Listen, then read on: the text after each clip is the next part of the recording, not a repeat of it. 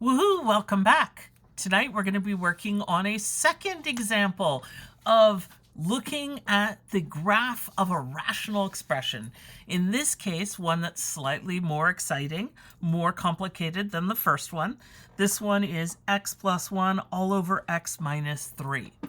And the goal for this one would be to take what we learned in the first video and see if we can expand this and see if we can get some graphing going without having to plot a bunch of points. That would be the goal. So in order to do this, the process is going to be, go ahead and start with the domain of f of x. So since we've got f of x equals x plus 1 all over x minus 3, remember that the denominator can't be 0. And because of this, our domain is going to be, let's not let x be 3.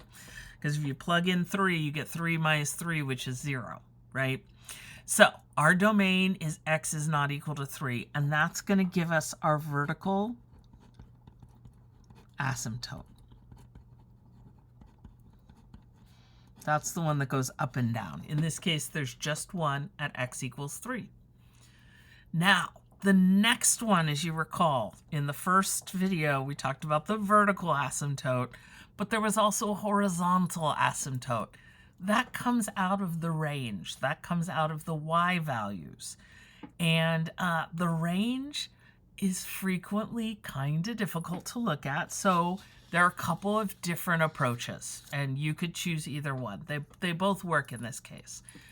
The first one is to actually use what we learned from chapter 3 and to divide the actual expressions. Divide x plus 1 divided by x minus 3. You could do this with long division, right? What times x is x? Well, it's just 1. And then you do 1 times x minus 3 is x minus 3. And then you grab a red pen and you change the signs, and then you add, and you get 4, and that's our remainder. Or you can do, instead of doing long division, we can do synthetic division. X minus 3 means 3 goes here. X plus 1 means we've got 1, 1, right? That's x plus 1 is right there. And using synthetic division, the 1 comes down. 1 times 3 is 3. 1 plus 3 is 4. And so we get the answer is 1 remainder 4. So same answer, both ways of dividing. And when we do this, then we get that x plus 1 all over x minus 3 is equal to 1 plus the remainder 4 all over x minus 3. So what happens to this? As x gets very, very large, 4 over x minus 3, 4 pizzas over, you know, a billion minus 3, or 4 pizzas over a trillion minus 3 gets very, very small, right? This shrinks. And because of that, this shrinks, but this stays 1. So y gets closer and closer to 1. And the same thing happens as x approaches negative infinity, or as x gets really, really negative. This becomes very, very close to 0, and y gets closer and closer to 1. Now, something interesting to notice, and this is going to be something that you will be able to see from the graph. So if at first you're looking at this and it's like, oh my goodness, what is even going on? 1 plus 4 over x minus 3. If x is getting really, really large and positive, it's going to be bigger than 3, right? Because it's going to be 100 or 1,000 or 1,000,000. So x minus 3 is going to be positive. 4 is going to be positive. This whole thing's going to be positive. So it's going to be 1 plus something positive. So it's going to be a little bit bigger than 1. So we put a little plus there that tells us y gets closer to 1 from the positive side. From bigger than 1, it's going to come down. And you'll see that in just a little bit when we get to the actual graph. So if you're looking at this going, what the what? Don't panic yet. Let me show you on the graph. As x gets really, really negative, that means x is negative 10, negative 1,000, negative 1,000,000. That means this piece is going to be negative. 4 over a negative is a negative. Now, even though it's going to get close to 0, it's never quite going to be 0, but it's going to be 1 plus a little negative thing. So y is going to get closer and closer to 1 from the bottom, from below, from the negative side. And again, I'll show you what this looks like in the graph. Okay, method 2. Because I know you're looking at this going, what's the other method? So the other method isn't as precise. Basically, we say, okay, y equals x plus 1 all over x minus 3, which starts to look like y equals x over x, which is 1, as x gets really, really large. So this method, this is very specific, and you've got lots of details. This one is more the case that you're just staring at a picture, and you kind of let your eyes fuzz. So you say x plus 1 is basically x. X minus 3, again, basically x. X over x, basically 1. And in fact, as x gets closer and closer to infinity, or as x gets closer and closer, so in other words, as x gets really, really large, or x gets really, really negative, y is going to get closer and closer to 1. Now, here's the problem. It is going to be harder to know whether y is going to be above 1 or below 1 using this analysis. It is harder to take a look at it. So let's look at the graph. This method gives you slightly more information. This method is a lot faster. And when we look at the graph, you can see, you can decide what is helpful, what is not. Let's go ahead and look at the graph. Ta-da! I made this graph on Desmos all by myself, and I printed it out. Pardon me, Sharktopus. And you will see that I've got a couple of interesting things on the graph. I graphed the line x equals 3. Now, the reason for this is that's this graph right here. X equals 3 is right here. And that's because Desmos does not draw asymptotes very well at all. In fact, Desmos doesn't give you the asymptotes automatically. You have to type them in. Same thing here. This is y equals 1. Now, why did I pick those two values? Again, in our work, we found that x equals 3 is our vertical asymptote, and here's our horizontal asymptote.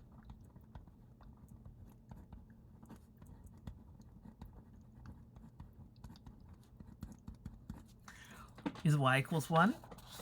And so those are going to be, we draw in y equals 1, we draw in x equals 3, and that gives us the scaffolding for the graph. Then what we would do, just like with the first problem, is we might find some points. For example, I happen to know that if you plot in, let me write this down so you've got it in your notes. Put this down right there. If we do a very quick table of values, if x is 5, then y is 5 plus 1 all over 5 minus 3. That's 6 over 2. That's 3. So we've got the point 5, 3. And also, if x is... what do we want to do? Can we do... Yeah, well, we can do -1. If x is -1, then it's going to be -1 plus 1 all over -1 minus 3. So that's 0 over -4. So that's 0. So we've got the point 0, -1, 0. And we also have the point... What other values could we look at? What if we look at the point when x equals 2? It's going to be, oh, you know what? Let me not do that there, because I'm going to totally run out of space. When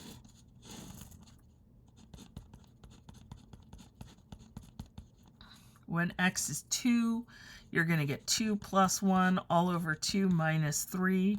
And that's going to give us 3 over -1, so that's -3. So you could go like that and get a few points to help you get started on your graph. Let's take a look at those 3 on this graph. So I've got the point 5, 3 right here. And then there's also a point -1, 0 right there. And then there's also a point 2, what was it? 2, -3. So there's 2, here's -3. There's that point. And let's take a look at this graph. Once I have this point here, it is a pretty good guess that the graph would head up along this vertical asymptote and head down along the horizontal asymptote. Same thing here. I've got these 2 points. It's a pretty good bet that it would shape like that. Now let's look at that weird middle part that we talked about. Pardon me, Sharktopus. So I said as x gets really, really large, y approaches 1 from above. Because it's always, see how y is slightly more than 1, just a little bit more than 1. So it's coming in from above it. Okay, what about when x gets really, really negative? It says y is approaching 1, but from below. What is happening here? Well, there's 1, the red line. Y is going to always be just a little bit less than it, so it's coming up. So here we're coming down towards y equals 1. Here we're going up towards y equals 1. We can also look at that in terms of x. We could look at when x is greater than 3, coming in towards 3, y gets very positive. When x is less than 3, coming in towards 3, y gets very negative. We're going to spend a lot of time working with this in calculus. For right now, I encourage you, graph lots of things. Try, now that we've tried this graph, you know, try changing the numbers and try anticipating how the graph changes as a way to make sure you understand the material. And as always, ask lots of questions and, you know, make sure you've got your support carnivore. Make sure you've got, you know, your nice drink, your good snacks, and give yourself a break and a big hug because you did amazingly. And in the next video, we're going to do another example. It's going to be even more complicated. We're just going to keep ratcheting it up and give you more and more practice so that hopefully by the time we're done with this chapter, you can graph all of these rational functions without really thinking too hard about it. Woo! Yay! Okay, so I will see you soon in the next video. Math on. Woohoo!